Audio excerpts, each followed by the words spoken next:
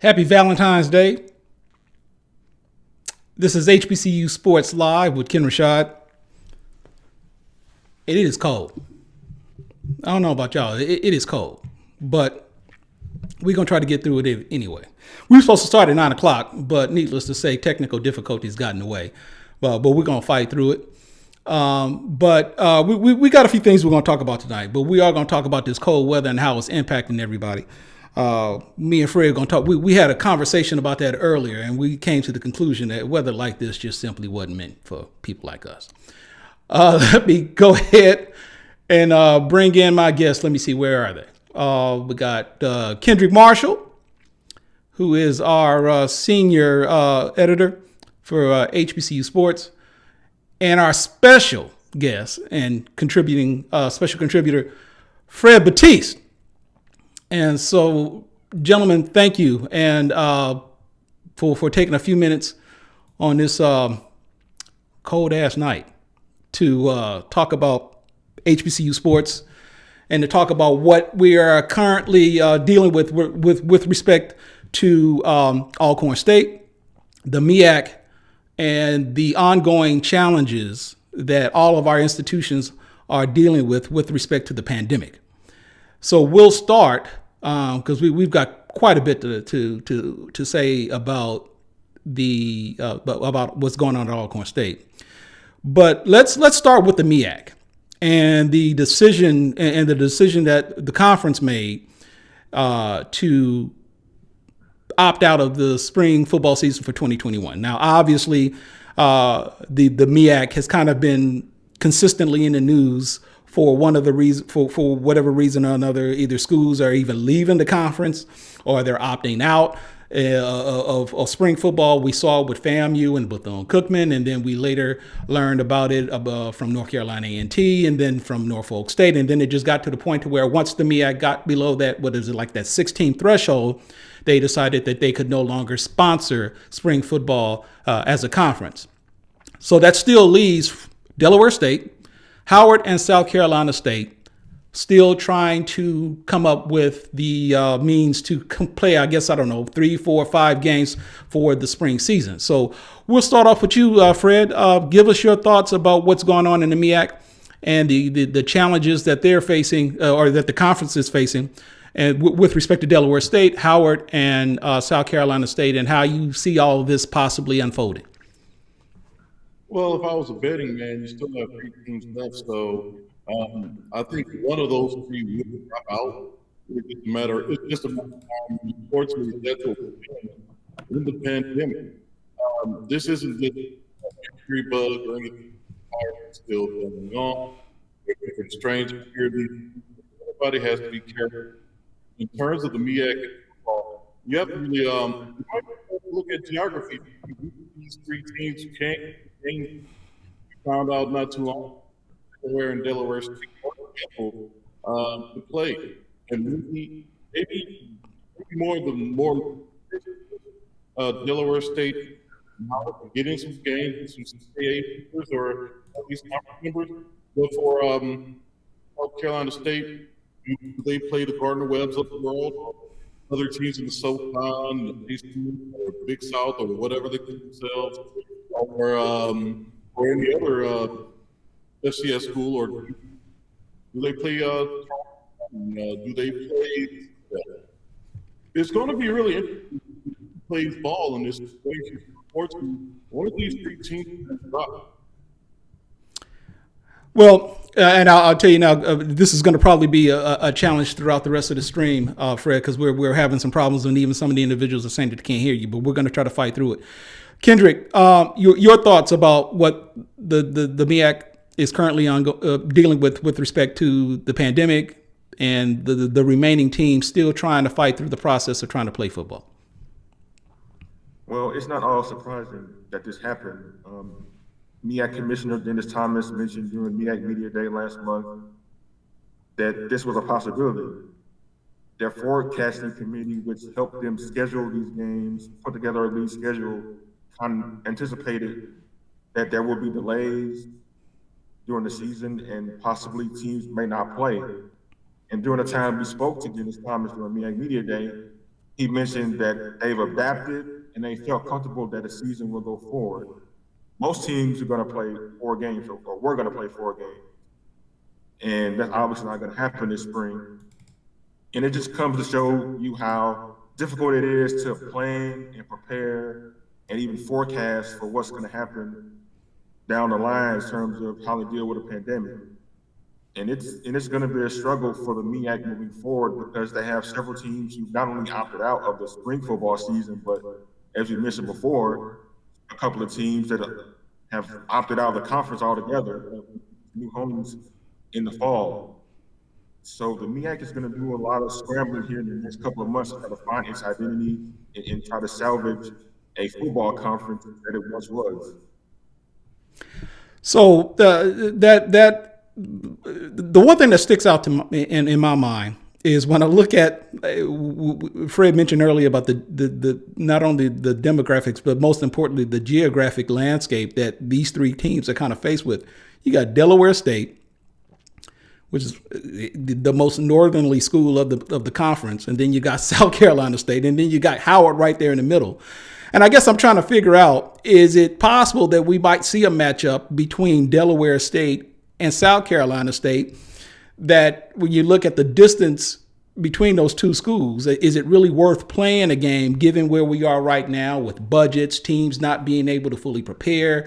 Obviously, these games are going to be hampered with attendance restrictions and so forth. And again, it just kind of makes you wonder if a game, a South Carolina State versus Delaware State matchup is even feasible at this point. Quick note to you individuals out there, if you have any questions or comments, but if you got a specific question that you like either one of us to answer, please make sure you begin it with a Q, so that will give us some indication that it is an actual question, and we'll do what we can to actually get those questions answered. Let's kind of shift the focus to Alcorn State, which I think is kind of stood out in the minds of most individuals for the simple fact of how this all came about. It wasn't a big deal, and this is me speaking, it wasn't so much a big deal that Alcorn State made the decision to opt out. It's how they went about opting out. And so when you put in consideration that the information leaked, indicating, I think it was, I don't know if the Clarion Ledger or one of the local papers in the area indicated that they were going to opt out. Alcorn never officially denied the reports or confirmed the reports. And so everybody was kind of left kind of like in the balance, even to the extent that Southwestern Athletic Commissioner Charles McClellan, when he was asked to go on record about Alcorn's decision, even he had to say, I don't know anything about it. I haven't received any official word from Alcorn. So as far as he was concerned, they were going to move forward. He was under the impression that they were going to move forward with the game.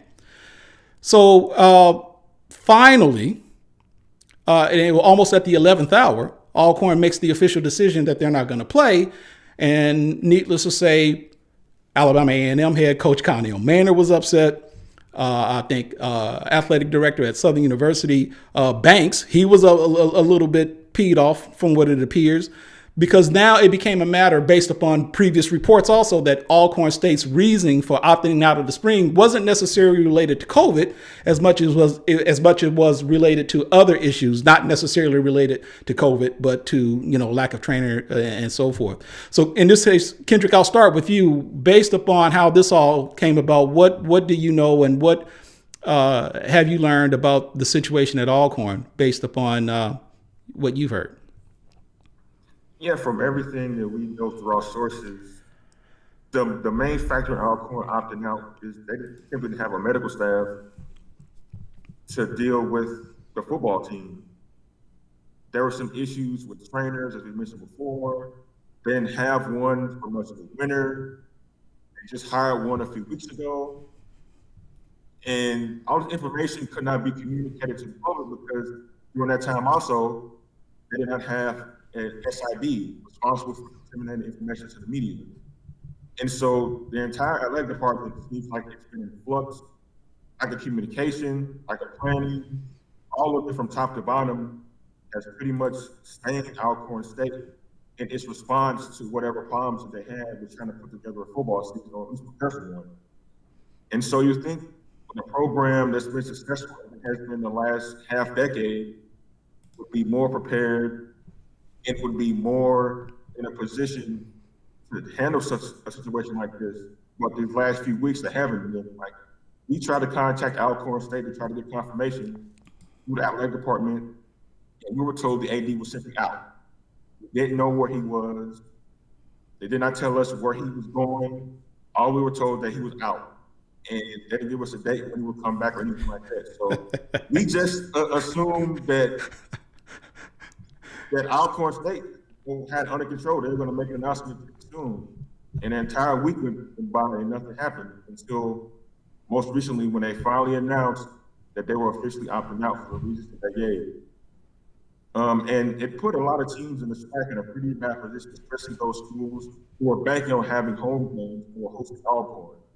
And so Alabama A&M loses the home game, Southern loses the home game. Other schools are being impacted by the decision being made so late. As Kenn said, it really didn't matter if they opted out. It's not even the reason they opted out. It's the mechanism by which they went to opt out. It's kind of troubling for a lot of people involved in the situation.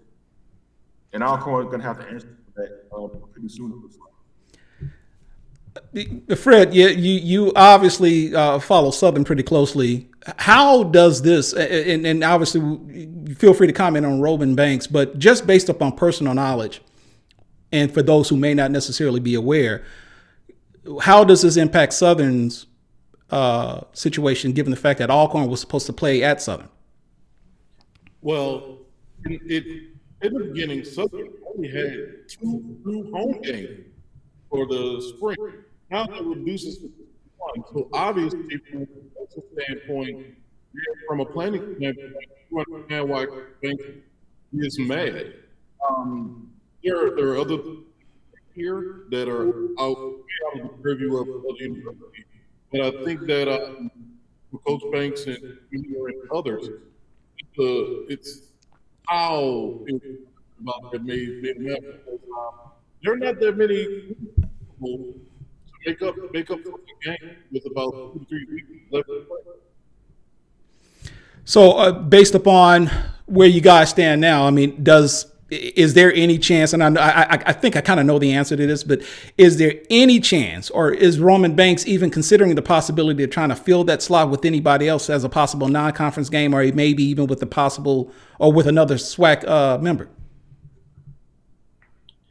Well, I think Coach Banks is trying to exhaust all possibilities, but it's 3 weeks left, and we saw this happen in the fall with FBS program.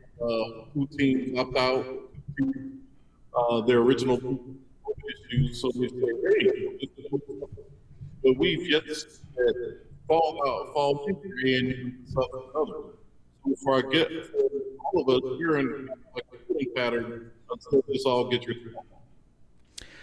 We got a question from Andre Butler, and he wants to know, what does the NCAA say about opt-out in spring practice? I'm not exactly familiar with the actual rule. Any one of you guys feel free to chime in on that? What the actual rules are given with respect to spring football in the pandemic? Any idea? Well, not so much in spring, but just doing some research about FCS schools that opted out. I think Alcorn was the 35th school that officially from FCS opted out.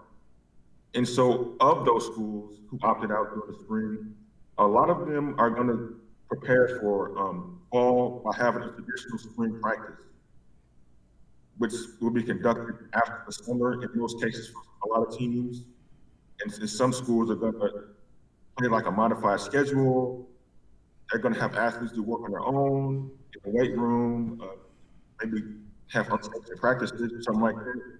But as far as the standard by which operate, it's not clear.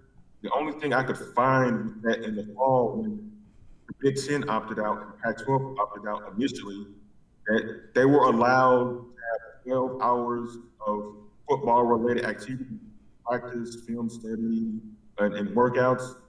So I'm not sure if that applies to all core situation, but since they're practicing right now, it seems like they're going to go that route of having limited practice time, limited workouts, limited football activities until they get ready for the fall season. So we got to go ahead, Fred. You want to comment? And also, a lot of folks want to throw in college athletics, the NCAA is such a great punching bag. NCAA has a lot of decisions. But in this case, you can't really blame this for not having guidelines on this. They're trying to go rules change, and so they're really reacting actions, the science, doctors, and all that, and then deal with the different presidents and conferences. So we can't outright blame the for basically laying this the lap of individual members. Well said. Glenda Simmons, I can only assume that this comment, Glenda obviously must be an Alcorn supporter. She says, hey, all you need to know is we decided to opt out at our discretion. Enough said. Glenda, you know what? You're right. But like I said, I don't think anyone has a problem with Alcorn opting out. It's the way they went about opting out. There's a right way and a wrong way to do things. And with respect to the conference, being a member of the conference, and then having, with respect to other conference members, everybody is kind of going through, they're going through challenging times with COVID. For a school, and we've seen this all year since the pandemic started, it's gotten to the point to where it's nothing new for a school to indicate that they're either going to pause play for a particular sport, whether they're just going to opt out for whether it be for the fall or for the spring. We've heard, I think Morehouse was the latest school that just said, you know what, we're not playing spring sports at all. We're just going to, and I don't know how true it is. They're saying that they may not even consider doing it again for the fall. But for schools to make that announcement, that's nothing new. And if they would make the announcement, especially if it's for the benefit of, not necessarily for the safety of the student athletes, whether it be for head coaches, whether it be for administrators, whether it just be for the general public at large, if you decide you're going to opt out, nobody is going to hold it against you. Anybody who would have a problem with that would be the problem of that individual. But in this particular instance, when you allow someone else to tell your story, someone leaks it out that Alcorn is going to opt out. And you literally, I'm guessing it was almost 2 weeks? It was several days before you finally go on record. And even the conference commissioner doesn't know what you guys are going to do. Alabama A&M, the head coach, doesn't know what you're going to do. And they're preparing for their first game of the season. You've got teams who have sold season tickets, in the case of Roman Banks, who's only got 2 home games. And now Alcorn opts out and decides, hey, we're not going to play. And you make that decision at the 11th hour. Yeah, you opted out at your discretion, but then at the same time, because of you opting out the way you guys decided to opt out, any sort of criticisms or comments that are being made, to be quite honest with you, are justified. Because at some point, somebody's going to have to start looking at the leadership, whether it be the athletic director or whether it be the president. Someone's going to have to take the fall for that. And at some point, explain why it took so long to make this decision. So that's basically it in a nutshell. You guys feel free to chime in, Fred. Yeah. So the joke from what I've seen in the blog sphere, the Twitter sphere, Facebook world, and all that is that Alcorn basically hit the conference version of who all going to be there. Oh, they're going to be there? How come in 30 minutes? Never. But on its face, this organizational failure. Let's be honest. This is an organizational failure. Alcorn is the thing you could do in a crisis situation is that you never want to play from behind in a crisis situation, public relations, and your community. Because you're leaving a lot of work, and it's really aimed on the representatives, the players, coaches, other people involved. But for me, the blame really goes to the administration. There are two groups, 2 persons, layers now that are utterly the success of your athletic program. That is your training staff and your media folks, your SID. If you're in flux on one of those, you lack something major.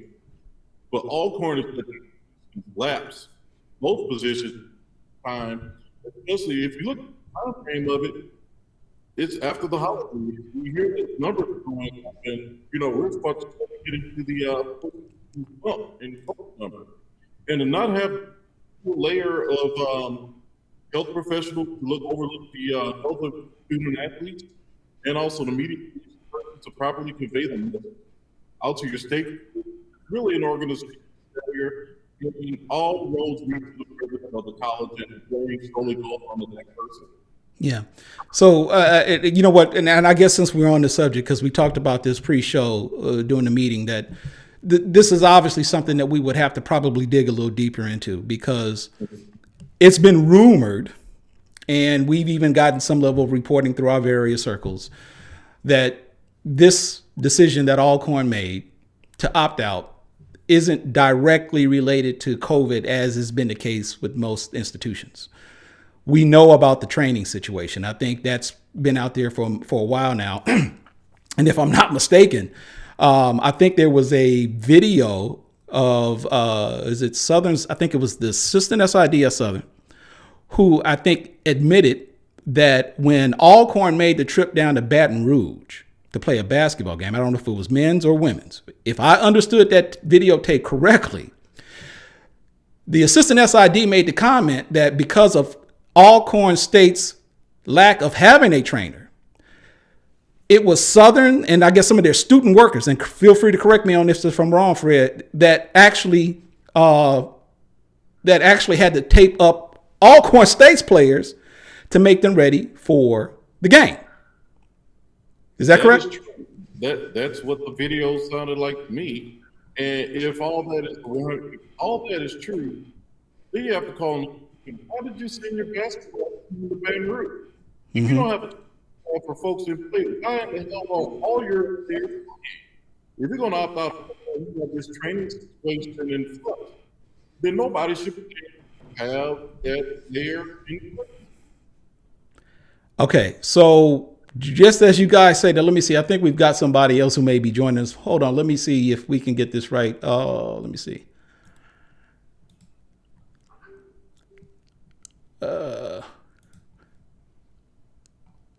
Reggie Flood, you in house? Like me.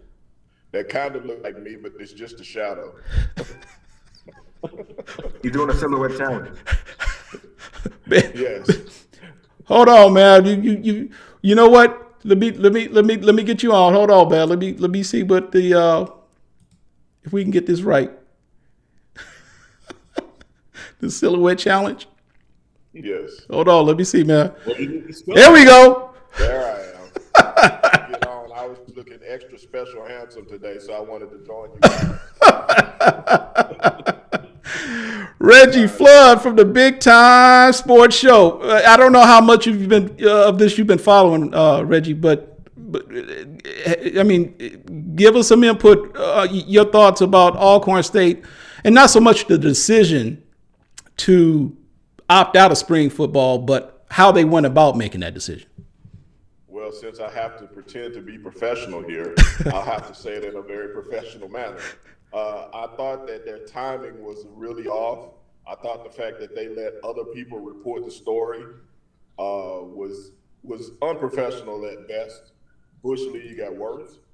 I also thought the fact that they were on a conference call with the athletic directors and the commissioner of the SWAC and failed to let them know that they were planning to opt out 2 weeks before.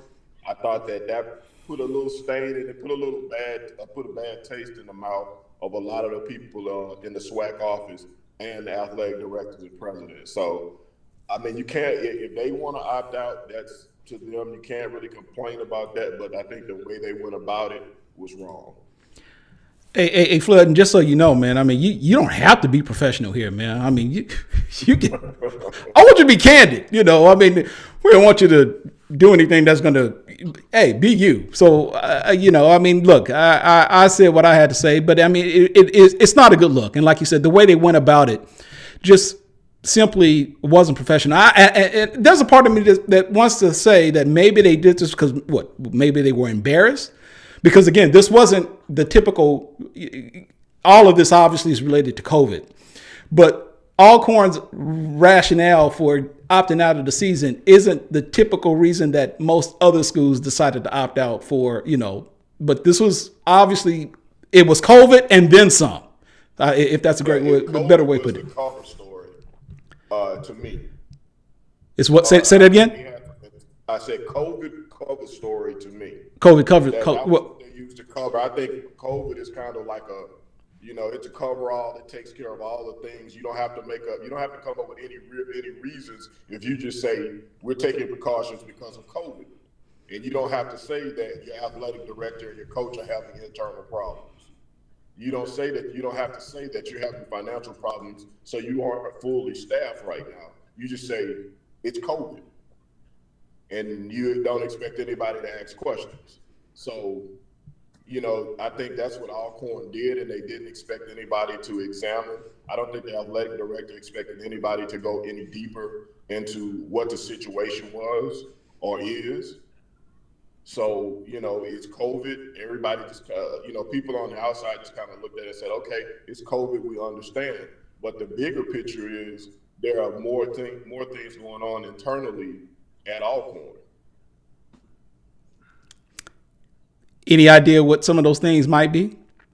Well, the hiring of staff is one of those things, from strength and conditioning coaches to trainers to sports information directors. Alcorn has been short-staffed, and it's not a secret. Mm-hmm. Okay. Especially among people in the media, it's not a secret. I would guess that those things probably played more into it than taking COVID precautions. Right. Well, since we're going to go deep, I guess we might as well go deeper, because now I've been told by sources that with respect to the athletic director, Derek Horne, it's been said to me that he's not liked very well by individuals within the athletic department. And I think I'm putting it nicely. I'm gonna be professional about this, okay? But my sources have indicated that he's not liked, and I'm talking about multiple sports. I'm not talking about football, even though I have been told that he and Fred McNair don't care too much for each other. That's what I was told. I've been told that he and other head coaches within the athletic program don't get along with each other. That's what I was told. And based upon other sources that I've talked to, it's been consistent. So we reached out to Derek Horne. We reached out to the president, and no one said anything. My understanding is that if I'm not mistaken, he just recently got a contract extension for 2 years.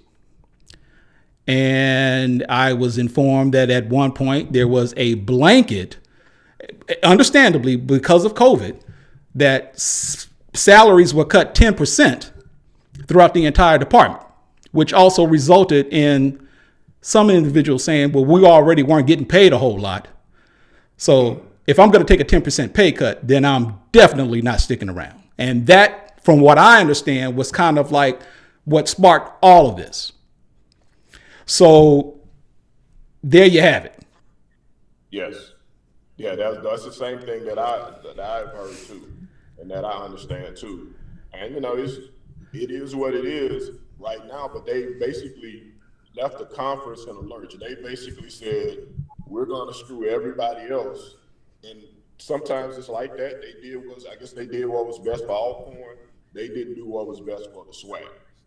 And to say that this thing has gone on for so long and they wait till 2 weeks before the season to opt out, I think that's what the beef is, but it's really nothing you can do about it other than make them play their home games, make them go on the road for their home games in the fall. So yeah, and gentlemen, feel free. I know Reggie got on kind of late. So if you're, can I just say one thing? I have one thing that I need to say. Yeah. This is I have a real beef here I just want to know why Fred Batiste shaved his beard off and Kendrick is growing hair. That's the real conversation that we need to be having right now. Hey man, I can't talk about it. I actually stayed last night. Actually, can't talk about. I'm just saying, is that a Valentine's Day thing, or what's going on? That's the real conversation we need to be having right now. Hey, don't worry about it, brother. I had to get back to ground. I had to get it back out. Get it back out. I just wanted to make sure because you're looking like a 10-year-old over there. I'm looking for Oh man. Okay. So that leads me to this question. And anybody, Kendrick, I'll start with you. Given how this all has developed up to this point, Alcorn opting out at the 11th minute. And obviously it puts the conference members in flux with respect to the schedule and so forth. If you're the commissioner, do you take actions or steps against Alcorn, whether in the fall? I mean, how do you, if anything, or how do you attempt to fix this, to right this wrong? Well, first you have to make it right by the conference. I mean, like, coming into a season where you got all these games on ESPNU and ESPN3, there's a lot of excitement around, and the brand of the SWAC is growing nationally as we speak. And so to have a school like Alcorn opt out at the 2 weeks before the season start puts a damper on all that.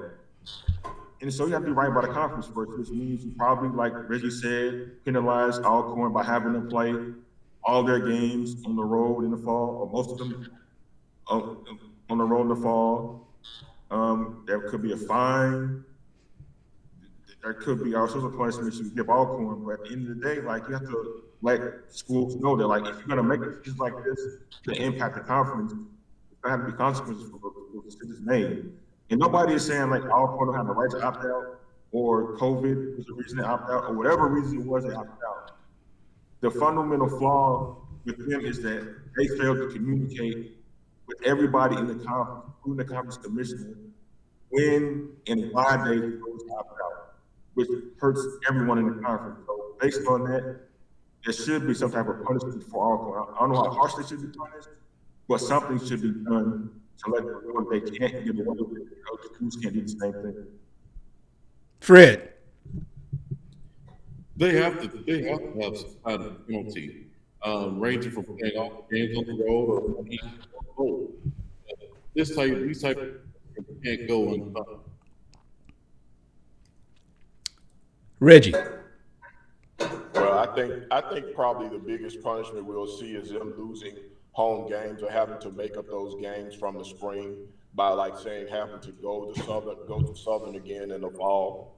I don't think the commissioner will levy heavy fines or anything like that. I don't think presidents have the wherewithal to do that because they work on a buddy system.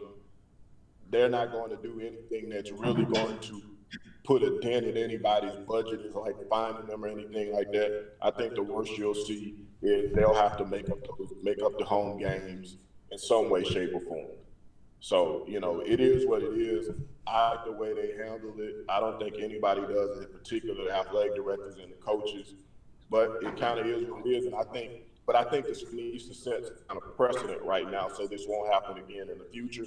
Because I think Alcorn did this because they felt like it wouldn't be any ramifications for it. Okay, so we got some comments coming in. Let me see. Derek Horne says, if there is no opt-out deadline, can't penalize anyone. Only thing Alcorn will lose is home game against Valley and Southern. Yeah, he's pretty much right. Let me see here. Marcus Gaines, how are them folks going to be fined for opting out during a freaking worldwide pandemic? Y'all want them folks to fall bad, huh? Shaking my head, but it's all about the SWAC, right?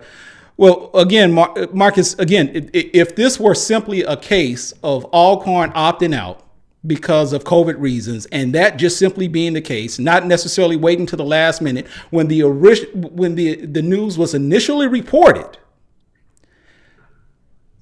even though we kind of, those of us within certain circles know what the real reason would have been and might have been, had they had simply confirmed those reports and indicated that they were going to opt out, I don't think we would be having this conversation right now. And I think, again, that's what the issue is. It's not the fact that they opted out.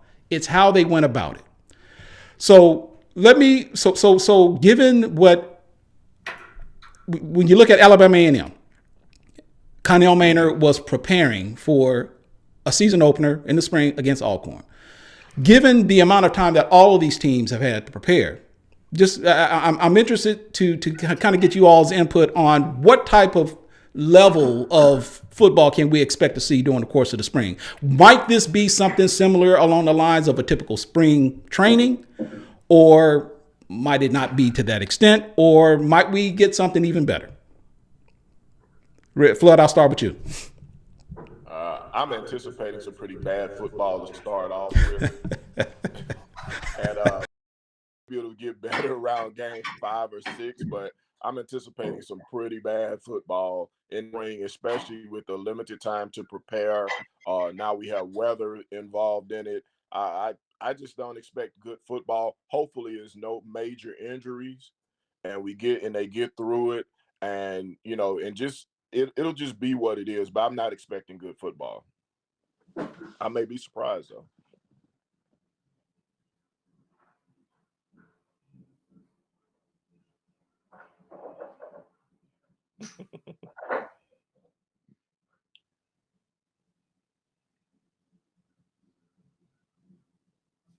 Hello? Did we lose Ken? I think we can't hear you, Ken. Ken. Go ahead, Fred. The show must continue. All right. And but I think the first few games are going to be terrible, but it's going to really sway towards the more experienced ball clubs. Injury wise, we're going to see a similar thing like in NFL, a lot of pulls, a lot of strain, a lot of soft tissue injuries. Hopefully nothing too catastrophic, but it's football, it ain't ballet. But about midway, like Flood said, game 4 or 5, it's going to be better. But the more experienced teams are going to do better, and it's college football. And the basic rule of college football is he who has the best quarterback will do better. So I'm leaning towards the more experienced ball clubs, but there's going to be a lot of pulls and muscle injuries and whatnot as we go through the season, but the first few games are going to be terrible.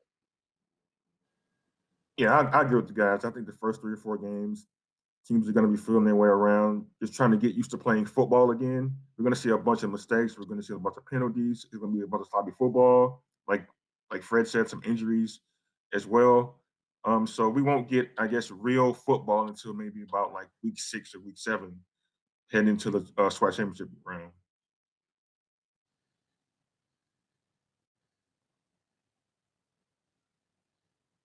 Ken, we're reading your lips. We can't hear you. We don't believe you. You need more people. You can't hear me? Now we can. Oh, wow. Okay. You mute yourself. So I was going to say, let me circle back to the situation with the MEAC, because Flood, I didn't get your input on that. But I guess with respect to the teams that are remaining, what's that? What's the MEAC? Oh, wow. Well, right now, it's football wise, it's Delaware State, Howard, and South Carolina.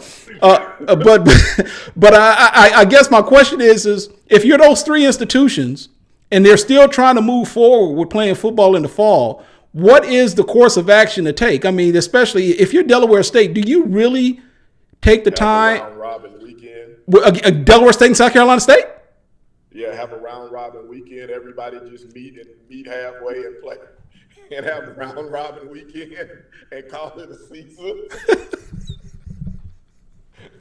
Oh wow, man! Oh wow, it's hard to call it with 3 teams. You know what I mean? Everybody else is opted out. It's just either you have a round robin weekend or you have a robin week. Everybody meets and plays in a bubble. The 3 teams play they draw straw. One team gets a bye, and then they meet in the championship at the second weekend. I don't know. I don't know what they do with that.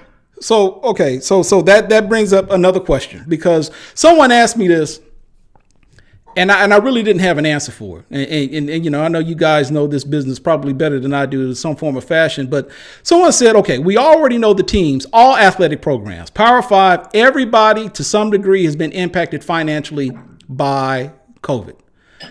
So even in the attempt, whether it be the SWAC or the MEAC institutions who still are trying to play football, what is there to be gained? Because the only conclusion that I could come up with is the difference between playing and not playing is losing a lot of money and a whole lot of money. I mean, that's the only way that I could think of, you know, because personally, I just say you just don't even worry about it. Just pick it back up and fall. But again, I understand maybe some schools just figure they can some way, somehow cut their losses by playing. I don't know. Is this really just about finances? I mean, and is it really worth it when you put in consideration there are going to be restrictions? Some people are going to be able to play with, you know, I don't know, 10, 15, 25% capacity, some less than that. I mean, how do you justify, again, knowing that most of us probably agree you don't even play football in the spring, but if you're an AD, what is to be gained by doing this, other than maybe the student athletes want to do it and we owe it to them? Some maybe seniors, and you know they didn't get a chance to play in the fall. But is there any other reason other than that? Kendrick. Yeah, like you said, maybe it's obligation to the student athletes who have been off, not playing sports for like the last almost calendar year. They don't want to be robbed of maybe another year of not playing football, not playing basketball, whatever that may be. Coaches are on the contract. Those have to be honored too. Not paying coaches, not the coach type of thing. And plus, it can be a boost to the community that have football. As much as gathering is not advised right now, but football is a communal sport, and it brings out a lot of people, a lot of support, and most importantly, a lot of revenue to the program. So by having these games, gain that component, as little as it might be, as far as the football aspect of it goes, I mean, playing in the pandemic is not really advantageous, I don't think. And teams are in position to win championships right now. So that can't be motivating. It has to be more financial than anything else at this point. You want to play football in the spring. Fred? Well, it's like this. The players, they've been conditioned the way they want to play all the time. The majority. We saw that even when Lawrence will be banished to play football in Jackson this year. He even said that they would play exercise until the message they want to play. When you get to a higher level, it becomes involved. So you still have these players, they want to play, but then you have the money.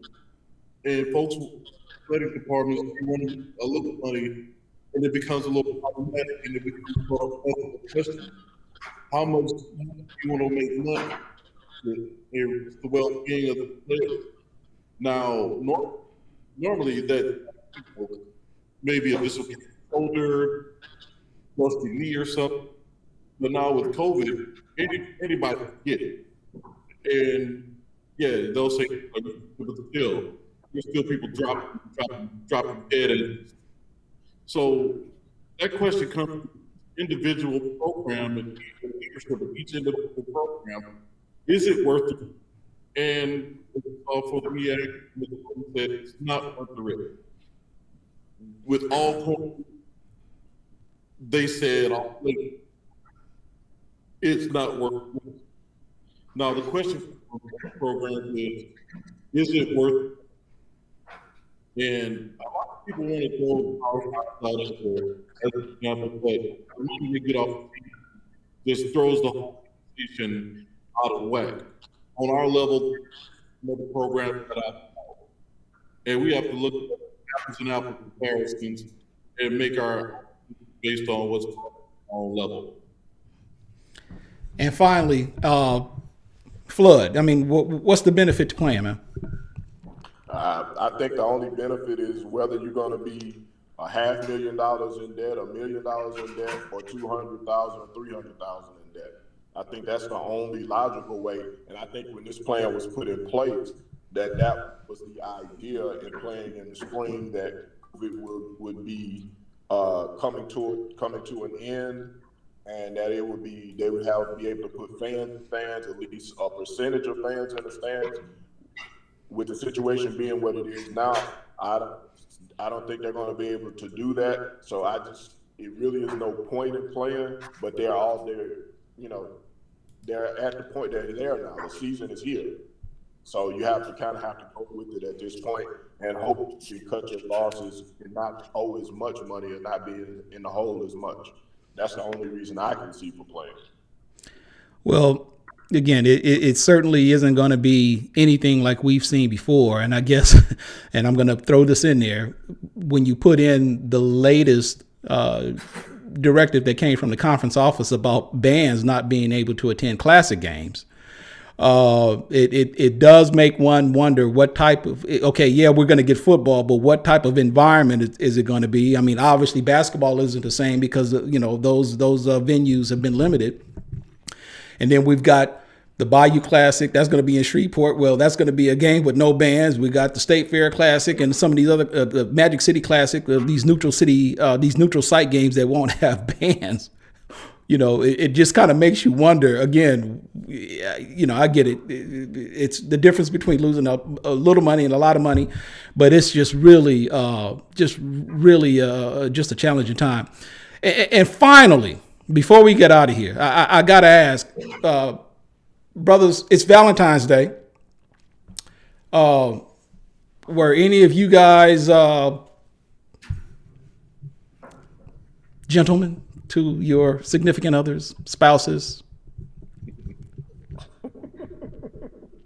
Flowers?